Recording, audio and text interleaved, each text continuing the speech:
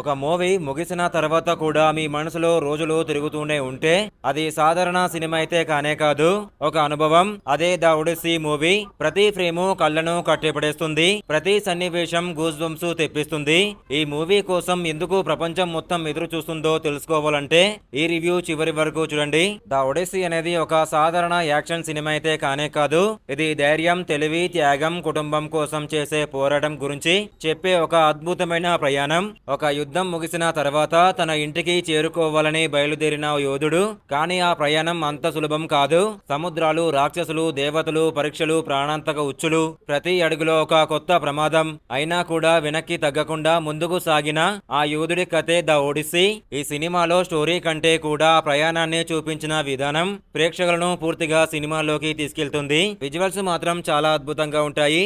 ప్రతి ఫ్రేమ్ ఒక పెయింటింగ్ లా అనిపిస్తుంది. బ్యాక్గ్రౌండ్ స్కోరు ప్రతి సీన్ కు ప్రాణం పోస్తుంది. యాక్షన్ సన్నివేశాలు భారీ స్థాయిలో ఉంటాయి.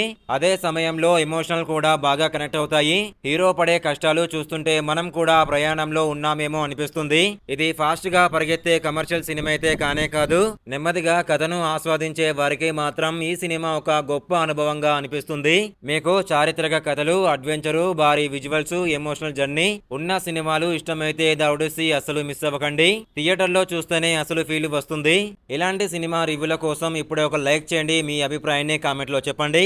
ఇంకా ఇలాంటి అద్భుతమైన మూవీ రివ్యూల కోసం మా ఛానల్ని తప్పకుండా సబ్స్క్రైబ్ చేసుకోండి.